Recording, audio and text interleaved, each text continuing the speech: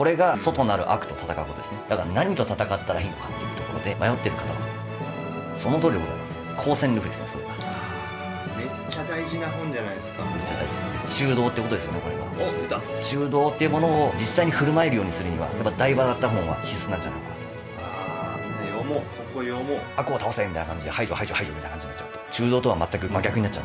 ここだけでもいいから義務教育に載せてくれんかなっていうぐらいめっちゃ大事じゃないのここ。面白い。ちょっとこれ頭打たれ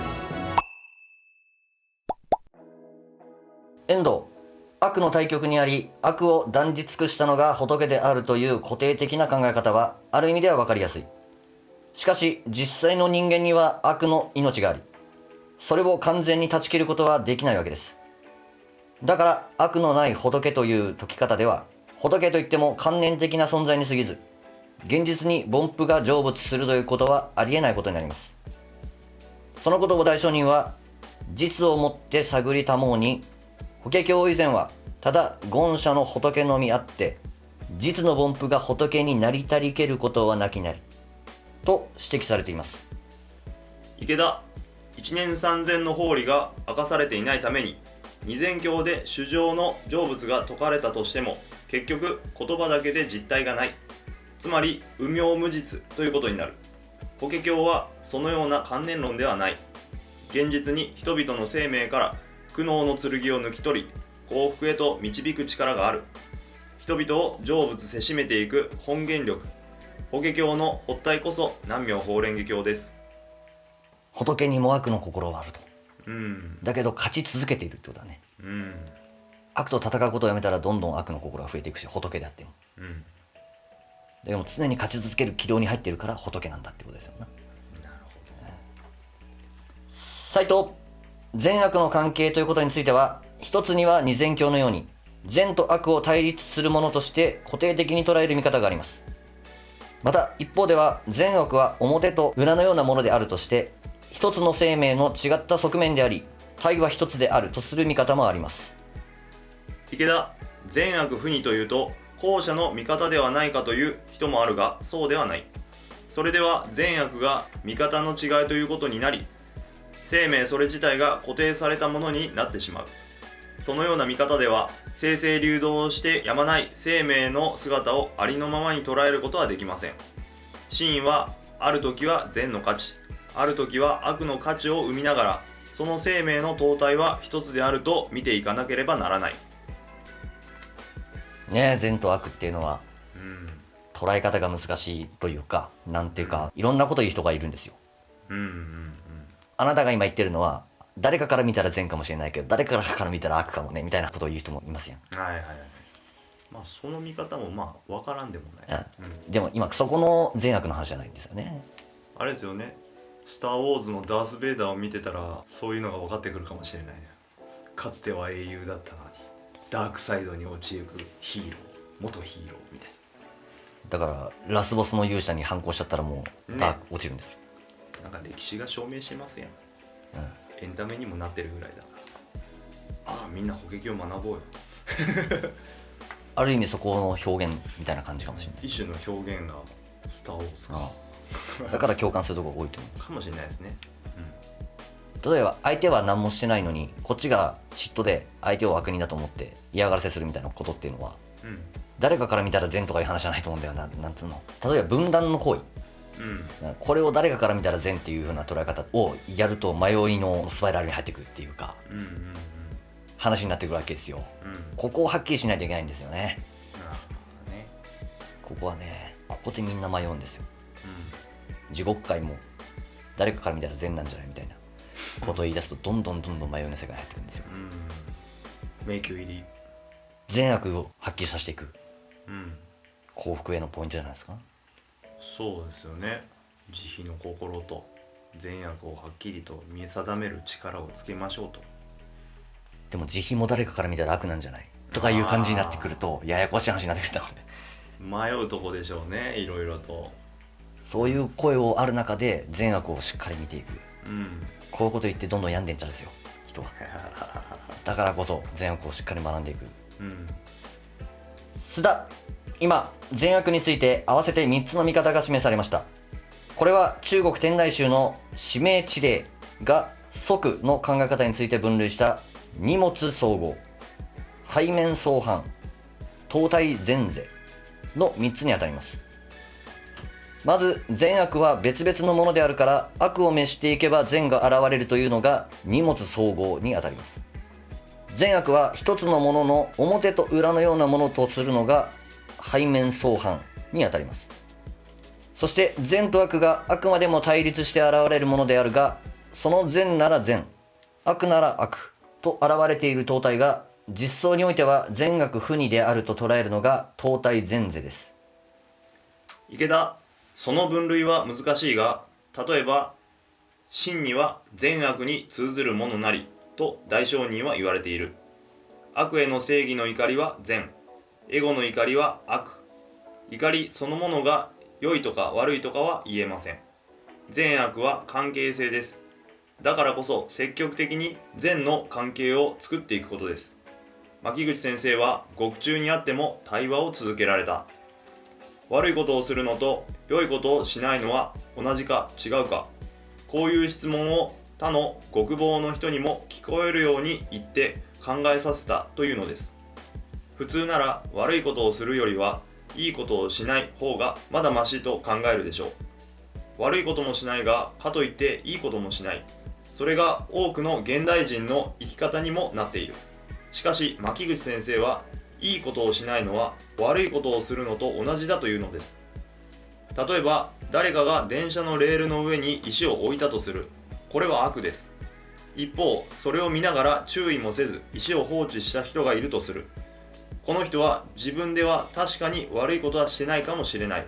しかしいいこともしなかった。そのため結果としてもしも電車が転覆したならば悪いことをしたのと同じだというのです。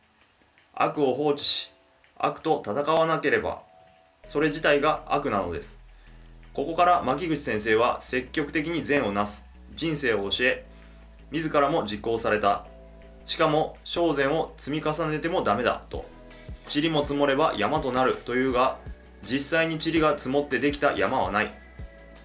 できるのはせいぜい塚ぐらいのものである。牧口先生の表現は面白いね。また的確です。山は地殻変動によってできるのだ。人間と社会の根底から変革していかなければ間に合わない。それが大善であり、法華経を広めることであると結論されたのです。面白い。面白いですね。表現が的確というか分かりやすい。牧口先生面白いですよね。う大善を積み重ねていこうぜと。ん。小善を積み重ねてても一生のうちに使うぐらいしかできんぞと。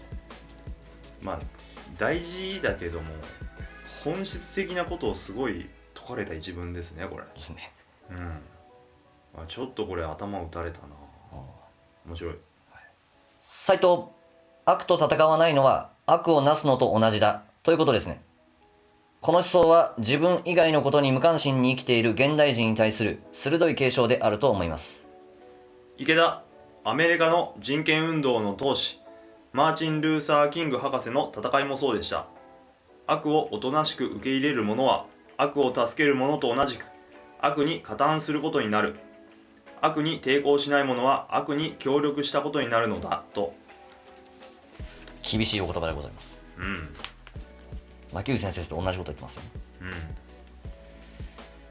須田、何回かアジアの各国を訪問させていただきましたが、牧口先生の説かれる積極的人生が強く人々を引きつけていることを感じます。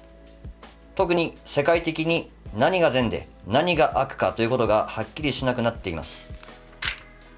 そういう中で積極的に善を創造していくという仏法の生き方こそ巧妙だと思います。池田、その通りです。イデオロギーが崩壊した哲学なき時代をエゴが野放しになる危険な時代にしてはならない。古い哲学の廃墟の上に冷たいニヒリズム、虚無主義を君臨させてはならない。確固たる生命の道を示し、希望の太陽を君臨させなければなりません。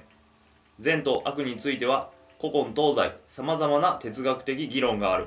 それをたどることは今はしないが、ともかく生命こそ目的であり、生命を手段にしてはならない。これが大前提です。その孫国の生命をより豊かにし、より輝かせるのが善。生命を萎縮させ手段にするのが悪と言えるでしょう。また結合は善、分断は悪です。故に最高善は人々の仏界を開くことであり、人々の善意を結びつけることです。仏法を基調とした平和、文化、教育の運動、すなわち公選流布の運動こそ最高善なのです。この行動を持続するためには、悪をも善の一部にしていく善悪不二のダイナミックな実践が必要なのです。自分を見つめ、自分と格闘しながら進むのです。自分に勝利して進むのです。その人が大馬本を読んだことになる。釈尊と大馬だったとの激闘といっても、つまるところ我が身一心に収まるのです。そう読むのが門弟の法華経です。タゴールの美しい言葉があります。なぜ悪が存在しているのかという問いは、なぜ不完全なものが存在しているのかという問いと同じである。我々が本当に問わねばならないのは、この不完全は最終的な事実なのか、絶対的究極的な悪なのかということである。川には両岸がある。両岸は川の水にとって確かに制限である。しかし川には両岸があるというだけなのだろうか。つまり両岸が川についての最終的な事実なのだろうか。両岸という制限があるからこそ、川の水は前へ進むことができるのではないか。要するに悪は川における岸のごときものである。岸は流れをせき止めるが、それは流れを推し進めるよすがとなる。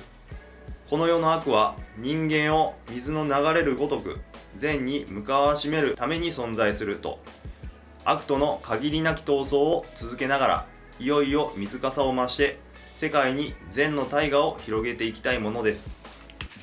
ありがとうございます。善と悪に迷った場合は、ここがポイントですね。結合が善、分断は悪。そして分断をしようとしている勢力、またそういう空気、それを結合に持っていこうとする、これが悪と戦うことですね。外なる悪と戦うことですね。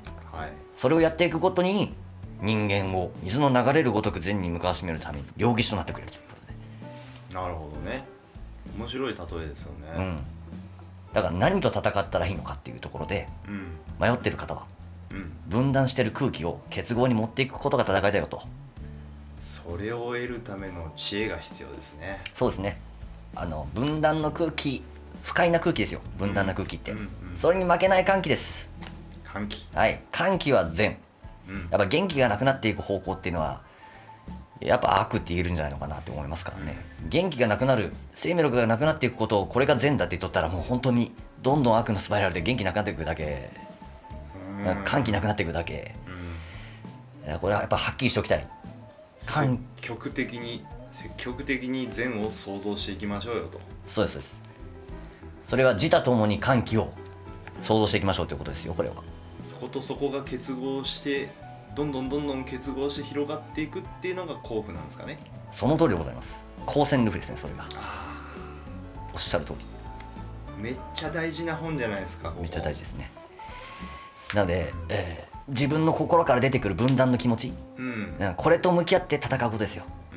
まずはだから大場だった本って、自分の分断する空気、生命に、向き合う本なんですよ。それに打ち勝った時に、いろんな意見がある、いろんな思想があるっていう中で結合に持っていける中道ってことですよね。これが出た、中道。中道っていうものを実際に振る舞えるようにするには、やっぱ大場だった本は必須なんじゃないのかなと。みんな読もう、ここ読もう、大馬本。そうしないと分断する空気すら善に思っちゃって、悪を倒せみたいな感じで排除みたいな感じになっちゃうと、中道とは全く真逆になっちゃうんで。ここだけでもいいから、義務教育に載せてくれんかなっていうぐらいね、道徳だとかね、その辺でね、国語社会でも何でもいいけど、むっちゃ大事じゃないの、ここ。そう、道徳でやってほしい。善と悪ってなんだろうっつって、やったと思うけど、俺、分断は悪とか結合は善なんて聞いたことねえぞって話だから。ここいいんじゃないの。なんかやる。企画としてね、企画としてね、子供向けにやってみましょう。全然面白いかもしれない。超大事。皆さんはどう思われたでしょうか。非常に面白いですよね。面白いね、ここ。また次も面白いです。女人成仏の話ですね。ああ、このご時世むっちゃ大事なとこじゃないですか。楽しみにしていただきたいと思います。はい。今日はこの辺で。はい。お疲れ。おつもと。